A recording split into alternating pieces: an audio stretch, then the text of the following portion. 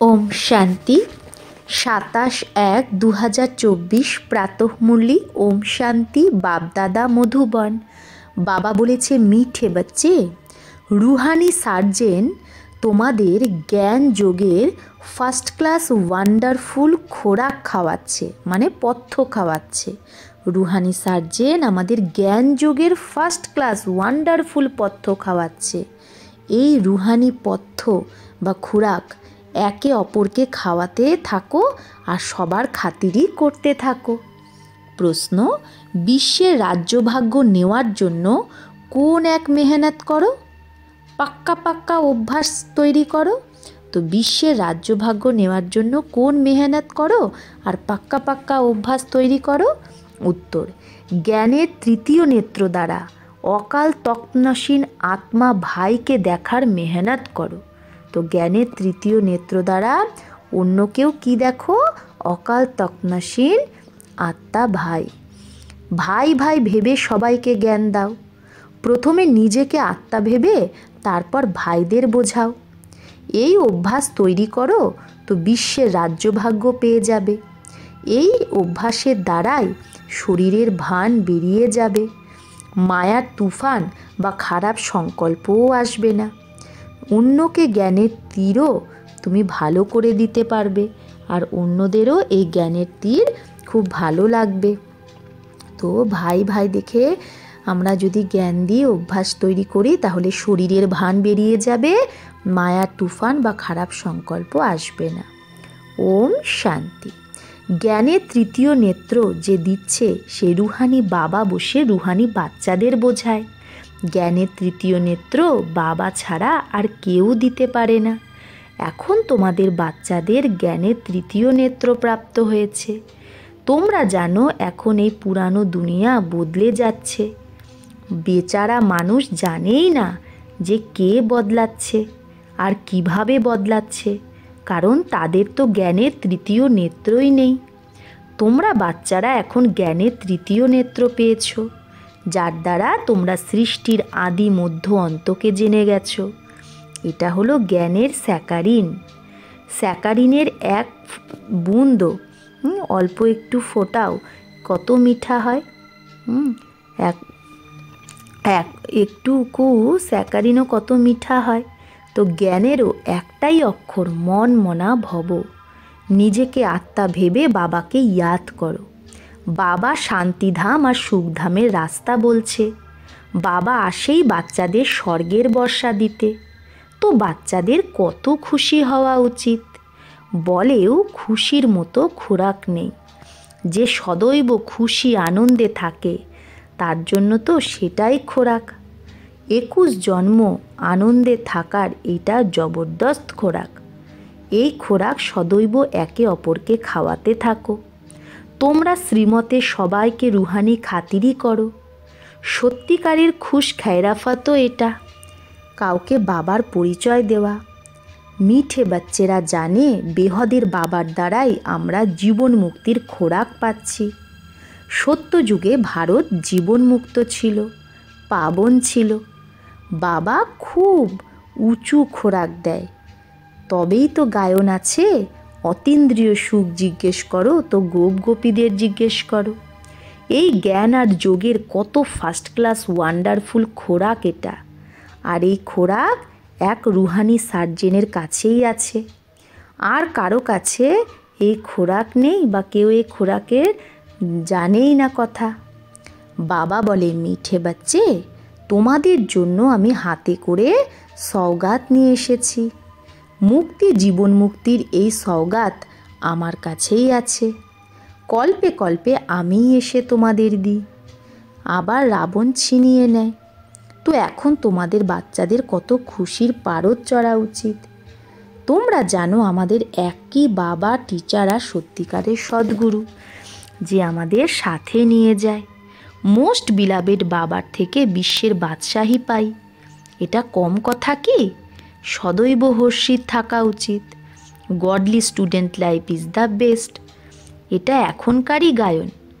তাহলে নতুন দুনিয়ায় তোমরা সদৈব খুশি মানাতে থাকবে।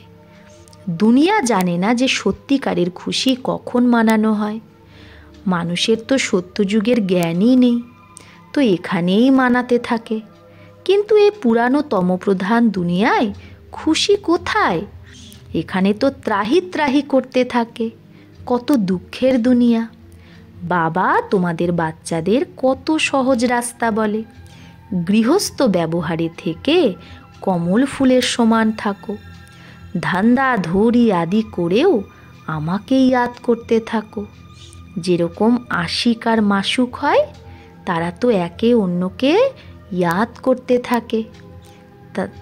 वो उनका आशिक वो उनका मासिक होता है, मासुक होता है। প্রেমিক প্রেমিকা একে অপরকে মনে করতে থাকে। এখানে এই রকম কথা নেই। এখানে তো তোমরা সব সেই এক মাসুকেরই জন্ম জন্মান্তর ধরে আশিক হয়ে আছো। বাবা তোমাদের আশিক হয় না, আমরা বাবার আশিক হই। বাবা হলো মাসুক, সাজন, প্রেমিক, আমরা তার প্রেমিকা বা সজনী। তোমরা সেই মাসুকের আসার জন্যই ইয়াদ করতে থাকো। যখন বেশি দুঃখ হয় তো বেশি ডাকো, তবেই তো গায়ন আছে, দুঃখে সবাই ডাকে, সুখে কেউ ডাকে না। এই সময় বাবাও সর্বশক্তিমান, দিন প্রতিদিন মায়াও সর্বশক্তিমান তমপ্রধান হতে থাকে। তাই এখন বাবা বলে, মিঠে বাচ্চে দেহি অভিমানী হও, নিজেকে আত্মা ভেবে আমি বাবাকে ইয়াদ করো, আর সাথে সাথে দৈবী গুণও ধারণ করো, তো তুমি এরকম লক্ষ্মীনারায়ণ হয়ে যাবে। এই পড়াতে মুখ্য কথাই হলো ইয়াদের, উঁচু থেকে উঁচু। তাই মায়াও সর্বশক্তিমান তমপ্রধান হতে থাকে দিন প্রতিদিন। তাই বাবা এখন বলে, মিঠে বাচ্চে দেহি অভিমানী হও, নিজেকে আত্মা ভেবে আমি বাবাকে স্মরণ করো, আর সাথে সাথে দৈবী গুণও ধারণ করো, তো তোমরা এইরকম লক্ষ্মীনারায়ণ হয়ে যাবে। এই পড়াতে মুখ্য কথাই হলো ইয়াদের, উঁচু থেকে উঁচু বাবাকে খুব ভালোবেসে স্নেহ সহিত ইয়াদ করতে হবে। সেই বাবাই তো নতুন দুনিয়া স্থাপন করে। বাবা বলে, আমি এসেছি তোমাদের বাচ্চাদের বিশ্বের মালিক বানাতে, তাই এখন আমাকে স্মরণ করো, তো তোমাদের অনেক জন্মের পাপ কেটে যাবে। পতিত পাবনকেই ডাকে না? এখন বাবা এসেছে তো নিশ্চয়ই পাবন হতে হবে। বাবা দুঃখহর্তা সুখকর্তা। বরাবর সত্যযুগে পাবন দুনিয়া ছিল, তাই সেখানে সবাই সুখী ছিল।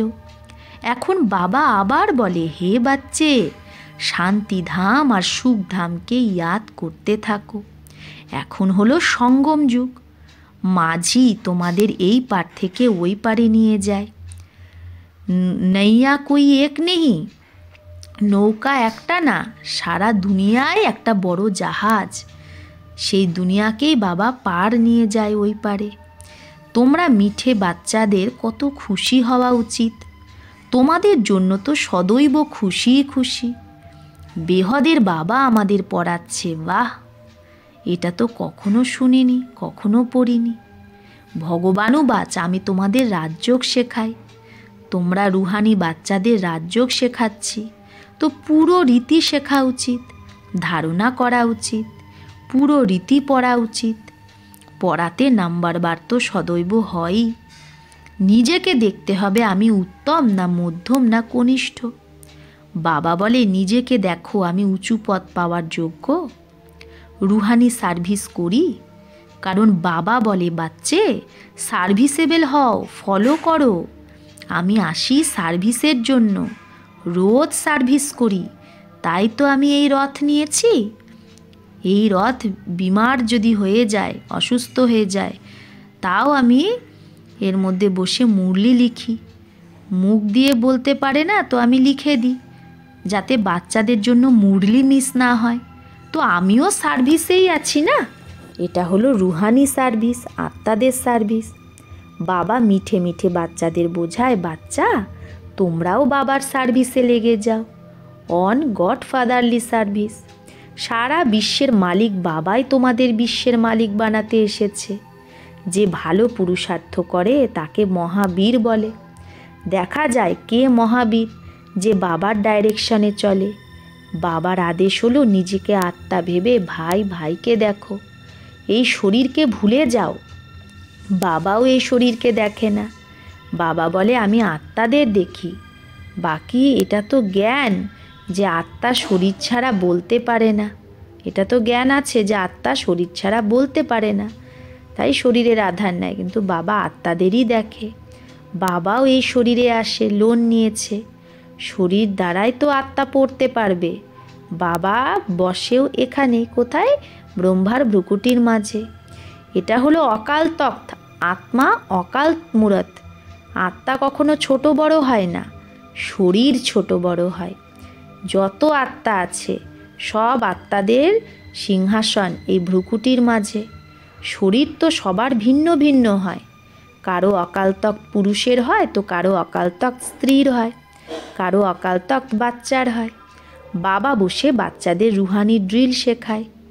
যখন কারো সাথে কথা বলবে তো প্রথমে নিজেকে আত্মা ভেবে কথা বলো। আমি আত্মা অমুক ভাইয়ের সাথে কথা বলছি। বাবার পয়গাম দিচ্ছি, পরিচয়, যে শিব বাবাকে ইয়াদ করো। ইয়াদের দ্বারাই জং দূর হবে।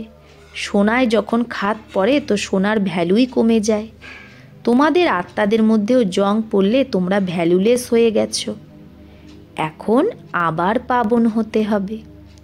তোমাদের আত্মারাদের এখন জ্ঞানের তৃতীয় নেত্র প্রাপ্ত হয়েছে। সেই নেত্র দ্বারা নিজের ভাইদের দেখো। ভাই ভাইকে দেখলে কর্মেন্দ্রিয় কখনো চঞ্চল হয় না। রাজ্যভাগ্য নিতে হবে, বিশ্বের মালিক হতে হবে, তাই মেহনত করো। ভাই ভাই ভেবে সবাইকে জ্ঞান দাও, তাহলে এই অভ্যাস পাক্কা হয়ে যাবে। সত্যিকারের ভাই তোমরা সবাই। বাবাও উপর থেকে আসে, তোমরাও আসো। বাবা বাচ্চাদের সহিত সার্ভিস করছে। সার্ভিস করার জন্য বাবা হিম্মত দেয়। হিম্মতে মর্দা মদদে খুদা। তো এই প্র্যাকটিস করতে হবে। আমি আত্মাকে ভাইকে পড়াচ্ছি। আত্মাই পড়ে না, একে স্পিরিচুয়াল নলেজ বলে, যেটা রুহানি বাবার থেকেই পায়। সঙ্গমেই বাবা এসে এই নলেজ দেয় যে নিজেকে আত্মা ভাবো। তোমরা নঙ্গে, মানে কোনো অঙ্গ ছিল না, অশরীরী এসেছিলে। আবার এখানে শরীর ধারণ করে তোমরা 84 জন্মের পার্ট বাজিয়েছ। এখন আবার ফেরত যেতে হবে। তাই নিজেকে আত্মা ভেবে ভাই ভাইয়ের দৃষ্টিতে দেখতে হবে। এই মেহনত করতে হবে। নিজের মেহনত নিজেই করতে হবে। অন্যে কি করে সেটাতে আমার কি এসে যায়? চ্যারিটি বিগিনস অ্যাট হোম, অর্থাৎ প্রথমে নিজেকে আত্মা ভেবে তারপর ভাইদের বোঝাও, তো ভালোভাবে তীর লাগবে। এই জওহার ধার ভরতে হবে আত্মার মধ্যে। মেহনত করলেই উঁচু পথ পাবে। বাবা আসেই ফল দিতে, তো মেহনত করতে হবে। কিছু সহনও করতে হয়। কেউ উল্টা সুল্টা কথা বললে তুমি চুপ থাকো। তোমরা চুপ থাকবে, তাহলে অন্যেরা কি করবে? তালি দুই হাতে বাজে। একজন মুখের তালি বাজায়, অন্য যদি কেউ চুপ করে থাকে তাহলে প্রথমজন আপেই চুপ করে যাবে। তালিতে তালি বাজলে আওয়াজ হয়। বাচ্চাদের একে অপরের কল্যাণ করতে হবে। বাবা বোঝায়, বাচ্চা সদৈব খুশিতে যদি থাকতে চাও তো মন মনা ভব। নিজেকে আত্মা ভেবে বাবাকে ইয়াদ করো। ভাই আত্মাদের দিকে দেখো, ভাইদেরও এই নলেজ দাও। যোগ যখন করাও তো নিজেকে আত্মা ভেবে ভাইদের দেখতে থাকো, তাহলে সার্ভিস ভালো হবে। বাবা বলে ভাইদের বোঝাও। ভাই সব বাবার থেকেই বর্ষা নেয়। এই রুহানি নলেজ একবারই তোমরা ব্রাহ্মণ বাচ্চারা পাও। তোমরা ব্রাহ্মণ, আবার তোমরাই দেবতা হবে। এই সঙ্গম যুগকে থোড়েই ছাড়বে, না হলে পার কি করে হবে? সঙ্গম যুগকে ছেড়ে দিলে আমরা কি করে সত্য যুগে যাব? কুদেঙ্গে থোড়েই, লাভ দেব থোড়েই। এই ওয়ান্ডারফুল সঙ্গম যুগ এটা। তো বাচ্চাদের রুহানি যাত্রায় থাকার অভ্যাস তৈরি করতে হবে। তোমাদের এটা লাভের কথাই বলছে বাবা, যে এটাতে আমাদেরই লাভ বাবাকে ইয়াদ করলে। বাবার শিক্ষা ভাইদের দিতে হবে। বাবা বলে আমি তোমাদের আত্মাদের জ্ঞান দিচ্ছি, আত্মাকেই দেখছি। মানুষ মানুষের সাথে কথা বলে তো তার মুখ দেখে না। তোমরা আত্মার সাথে কথা বলো তো আত্মাকেই দেখতে হবে। ভলে শরীর দ্বারা জ্ঞান দাও, কিন্তু এতে শরীরের ভান ছাড়তে হবে। তোমাদের আত্মা বোঝে পরমাত্মা বাবা আমাদের জ্ঞান দিচ্ছে। বাবাও বলে আত্মাদেরই দেখি, আত্মারাই বলে আমি পরমাত্মা বাবাকে দেখছি, তার থেকে নলেজ নিচ্ছি। একে বলে স্পিরিচুয়াল জ্ঞানের লেনদেন আত্মার সাথে। আত্মার মধ্যেই জ্ঞান আছে, আত্মাকেই জ্ঞান দিতে হবে। এটাই যেরকম একটা জওহার ধার, তোমাদের জ্ঞানে এই ধার যদি ভরে যায় তো কাউকে বোঝালে ঝট করে তার তীর লেগে যায়। বাবা বলে প্র্যাকটিস করে দেখো তীর লাগে কি লাগে না। এই নতুন অভ্যাস তৈরি করতে হবে, তবেই শরীরের ভান চলে যাবে, মায়ার তুফান কম আসবে, খারাপ সংকল্প আসবে না, ক্রিমিনাল দৃষ্টিও যাবে না। আমি আত্মা 84 জন্মচক্র লাগিয়েছি, এখন নাটক পুরো হয়েছে, এখন বাবার ইয়াদে থাকতে হবে। ইয়াদের দ্বারাই তমপ্রধান থেকে শতপ্রধান হয়ে শতপ্রধান দুনিয়ার মালিক হয়ে যাবে। কত সহজ। বাবা জানে বাচ্চারা এই শিক্ষা দেওয়া, বাচ্চাদেরকে এই শিক্ষা দেওয়া আমারই পার্ট, বাবারই পার্ট। কোনো নতুন কথা না। প্রত্যেক 5000 বছর পর পর বাবাকে আসতে হয়। বাবা বন্ধায়মান। বাচ্চাদের বসে বোঝায় মিঠে বাচ্চে রুহানি ইয়াদের যাত্রায় থাকো তো অন্তমতি সোগতি হয়ে যাবে। এটা অন্তকাল না, মা মেকম ইয়াদ করো তো তোমাদের সদ্গতি হয়ে যাবে। এই দেহি অভিমানী হওয়ার শিক্ষা একবারই তোমরা বাচ্চারা পাও। কত ওয়ান্ডারফুল জ্ঞান এটা। বাবা ওয়ান্ডারফুল তো বাবার জ্ঞানও ওয়ান্ডারফুল। কখনো কেউ এই জ্ঞান দিতে পারবে না বাবা ছাড়া। যে বাবা বলছে এখন ফেরত যেতে হবে, তাই বাবা বলে মিঠে বাচ্চা এই প্র্যাকটিস করো, নিজেকে আত্মা ভেবে আত্মাকে জ্ঞান দাও। তৃতীয় নেত্র দ্বারা ভাই ভাইকে দেখতে হবে, এটা বড় মেহনত। अच्छा मीठे मीठे सिकिलधे बच्चों प्रति मात पिता बाप दादा का याद प्यार और गुड मॉर्निंग। रूहानी बाप की रूहानी बच्चों को नमस्ते। हम रूहानी बच्चों की रूहानी मात पिता बाप दादा को याद प्यार गुड मॉर्निंग और नमस्ते नमस्ते नमस्ते। शुक्रिया बाबा, आपको लाख लाख शुक्रिया। धारणार जोन्नो मुख्य सार एक, যেরকম বাবা বাচ্চাদের রুহানি সার্ভিসে এসেছে সেরকম বাবাকে ফলো করে রুহানি সার্ভিস করতে হবে। বাবার ডাইরেকশানে চলে খুশির খোরাক খেতেও হবে, অন্যকেও খাওয়াতে হবে। 2, কেউ উল্টা সুল্টা কথা বললে তোমাকে চুপ থাকতে হবে, মুখের তালি বাজালে চলবে না, সহন করতে হবে। বরদান, দৃঢ়তার শক্তি দ্বারা মন বুদ্ধিকে সিটে সেট যে করে সেই সহযোগী ভব। দৃঢ়তার শক্তি দ্বারা মন বুদ্ধিকে সিটে সেট যে করে সেই সহযোগী ভব। বাচ্চারা বাবার সে প্যার হে, বাচ্চাদের বাবার সাথে ভালোবাসা আছে, তাই ইয়াদে শক্তিশালী হয়ে বসার চলার সেবা করার অ্যাটেনশান বাচ্চারা খুব দেয়।